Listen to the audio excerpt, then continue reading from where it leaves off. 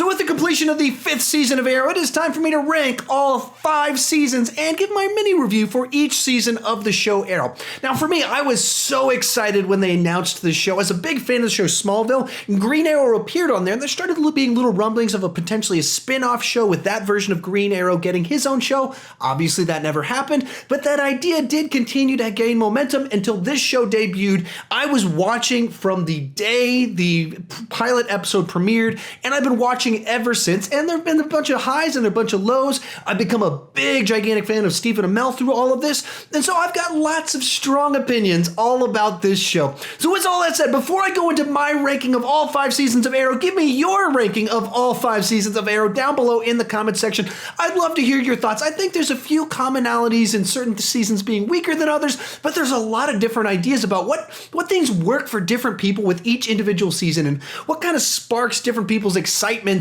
and all those different kinds of things that draw us to this show. And so you discover that in different people's rankings. So put yours down in the comment section down below. I would love to see it. With all that said, let's begin with my rankings. And I'll tell you right now from the get-go, there's one season I really didn't like. There's 2 seasons that were really big mixed bag. And then there were 2 seasons that I really, really liked. So with all that said, coming in at number 5 is season 4.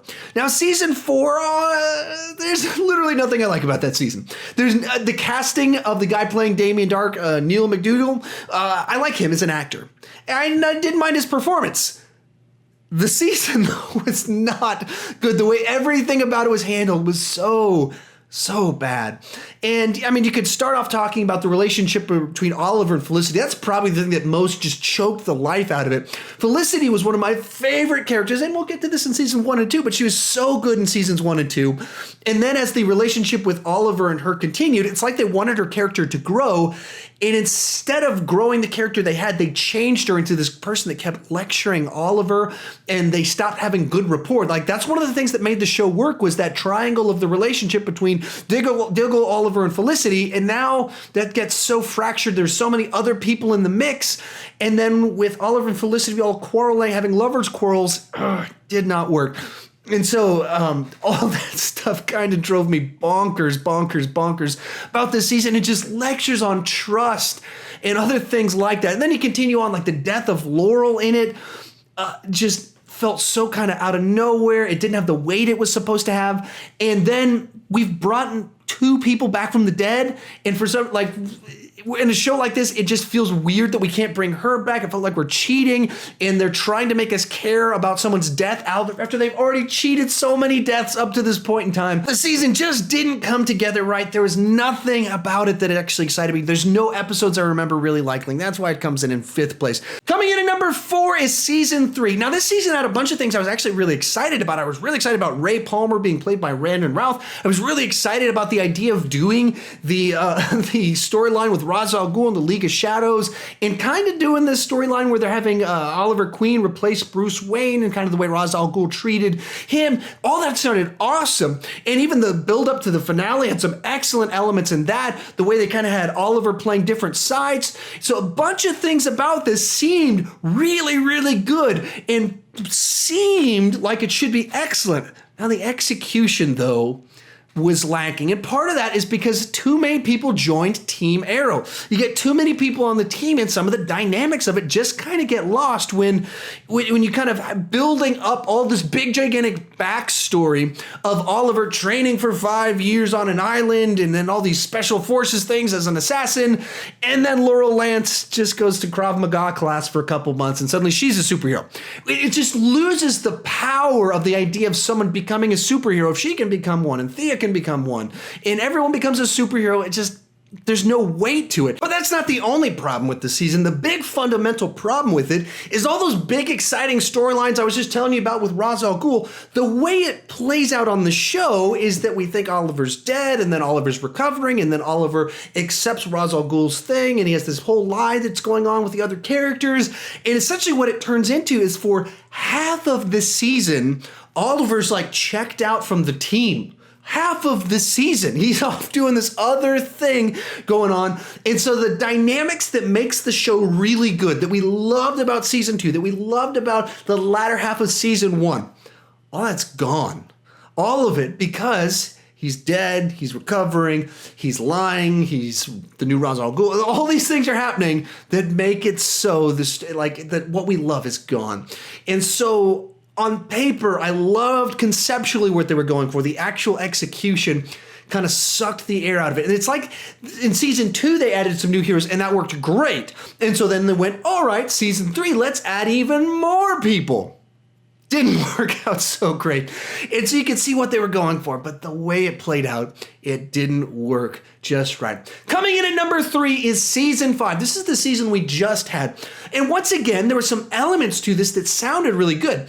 Oliver's the mayor, so that adds a new interesting dynamic of kind of his place in the city and the dynamics that go along with that and the political side of things. There's some interest in that. Along with those same lines, because he's doing that, he has to recruit a new team of people. There's some interesting ideas that you can do that. You can work more comic book characters in, and the way they went about it, as opposed to everybody that was already on the show is now a superhero like they did in season 3. This season, it's recruiting people. There's people that there's a backstory. They've been building them up for a while. That's how they become superheroes in this season, as opposed to season 3, where you're promoted Laurel to superhero. So that, in theory, sounds kind of good. And then also the idea of a lead or main villain who is seeking revenge towards Oliver for what he did in the previous 4 seasons, and that he killed people. Some of the stuff that some people were turned off to the show from the beginning because our lead character kills people. And they're like, I don't want the Punisher with arrows. That's not interesting to me. And so they didn't like the show. And this kind of addresses the idea. He was a vigilante. He was a killer, and that has consequences. And that's what's going on in this season. So all that works great, and there's a lot of great episodes in here, but then it had still some of the problems I had from the previous 2 seasons. So from season 4, it borrows the lecturing Felicity that's constantly like, I can't trust you, and you're not being trustworthy, and you lied to us, and the truth matters, all that stuff that drives me bonkers about the show. Was still in this season.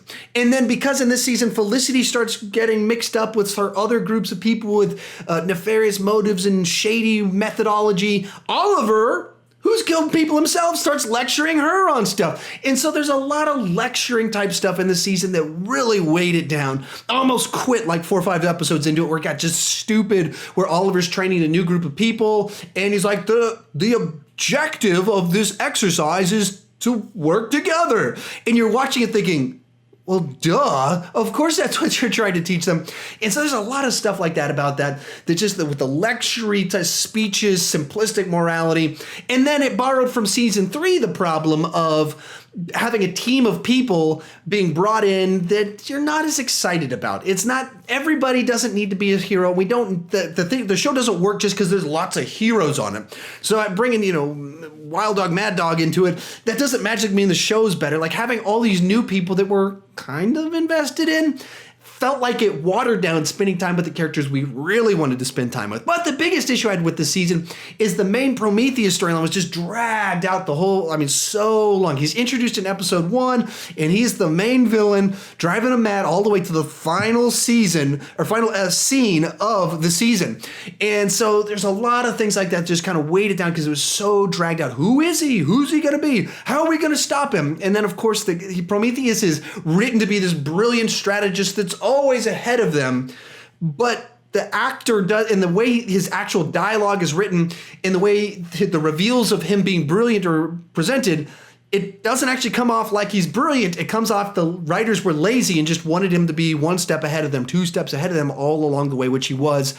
And so it didn't feel like they earned his level of brilliance. It wasn't great, smart writing. We're like, oh man, that was so cool the way he's outsmarting them. You're just like, okay, you wrote it. It was all part of the plan. He knew what they were going to do. He was able to anticipate every move. But our heroes that are able to stop everybody else are too dumb to figure it out. At a certain point in time, that strains credibility. But like I said, there were a lot of things about this season that were really good. A lot of strong episodes, and in many ways, a return to form. So kind of a real big mixed bag. So anyway, up to this point in time, we had 1 season I really didn't like and almost quit the show over. 2 seasons that were a mixed bag of stuff I really liked and stuff I wasn't so crazy about. And that moves us to 2 seasons that, depending on the day of the week, I will pick a different one of these and to put as number 1 versus number 2. But at the moment, this is when the record button has been hit. So coming in at number 2 is season 2 of Arrow. Now for me, on the one hand, this season is the best in that this is the show in full steam, everything established, having multiple characters, our trinity of the strategist military guy Diggle, our superhero Oliver, and the brain techie person Felicity all working together to do stuff. That's this season, all of that working together. The best villain of the whole show, Deathstroke, this is his season. This is the one where we get him, and he's awesome, he's amazing, we get his backstory, we get the betrayal in all of that he's doing. We get him doing horrible things. We get where he's coming from. And so on many levels, this is in some ways the peak of the show. And the only reason it's not number one, which, like I said, tomorrow if I shot this video, it might possibly be number one, is simply because I find myself rewatching season one more. But this season had so many things going for it, so many things that I loved about it. Having Firefly River Tam as one of the main characters in it. I love that about the show. Having the consequences from season one was really cool. Sarah Lance coming back as her own superhero Black Canary. That was really cool. Just a lot of things about this worked really nicely. Some big reveals, some plot twists, characters actually getting killed off and staying dead. So many things about this season that worked great. This is a great season. The reason it's number two isn't because I have any big significant issues with it. It's simply because my number one, I rewatch far more than I rewatch this season, which leads us to number one on my list, which is Arrow season one. For me, this is really cool. Now, all cards on the table, I kind of like a little vigilante in my superheroes. I kind of like the fact that he's killing people. None of that stuff bothers me. And so for that reason, I kind of like this season. Likewise, just the single focused, he's out to get people. And from the beginning of this show, you can actually look on my channel. The very first TV show or movie I reviewed was Arrow season one. And that's almost what I started this channel because of this show. And one of the things I brought up in my review 4 years ago when I did that was the fact that that I was afraid they were going to run out of twists because you're like 4 or 5 episodes into the show and every single episode ends with a big twist, a big reveal. And that's kind of the pacing of how it worked. Like I was just pulled in from the get-go. Like episode 3 ends with Oliver being arrested for being the vigilante. Like that level of they just played everything from the get-go, and I love that about season one. Just these big twists, big scale. I mean, at the end of season one, they're trying to save the entire city. From the get-go, they went all out. The city's in peril. And especially season one felt like them trying to do a TV version of Batman Begins. In that you got League of Shadows and a guy trying to destroy the city. You got something like the Narrows in this world that we're in. Very much like Batman Begins. You've got someone returning after a long absence of being presumed dead. You have all sorts of elements from Batman Begins. It's just a TV show and he kills people. So we got some fun in that. And in season, I've never really liked the flashbacks in particular, but I like them the most in seasons 1 and 2 where they're a little bit more palatable, where you're seeing this really incompetent Oliver transitioning into the hero and not being on wacky adventures as a spy around the world. So I liked him in seasons 1 and 2. Season 1 is the one that I rewatched the most. And it's like rewatching it now, there's a freshness to it of Felicity's just a throwaway character when she's first in it. Like she's just the IT girl that Oliver's kind of a little bit flirty with, and she has these double entendres, and she's only in like 2 minutes of the episodes, and she's so good, and there's so much chemistry there that they wrote her as into a main character. And then there's this episode, like episode 16 or something like that, where Oliver gets hurt, and he goes to her for help, and it's this really cool episode. And that's where season 1 for me, it's the most memorable. There's the most episodes I like to rewatch frequently. Now, I will say this, Malcolm Merlyn, who in the rest of the show becomes a great character. I didn't think he was all that great in this season of the show. Just with the way he's portrayed, he works much better as the anti-hero that does horrible things, is selfish, is greedy, and is a liar.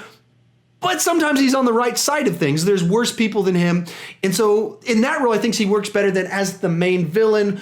He was never really captivated me the way I wanted him to in this season, like he did later on. Actually, in this season, what he does later on is what I wanted him to be in this season. And so that's what you needed this season to set up the future one. So granted, that's my only complaint about season 1 of the show. Anyway, that's my take on all 5 seasons of Arrow. How about you? Tell me your thoughts down in the comment section down below. I know we are going to have many thoughts just because my live streams from before, several of you asked me to rank them and you've already kind of started giving me your rankings, and they're not my ranking. And that's awesome because I want to have different discussions because different things connect with each one of us for different reasons, and probably for the same reason that I really like Daredevil season 2, I like Arrow season 1, and that I like some vigilante in my superhero shows. I like it getting rough, tough, and lots of murders.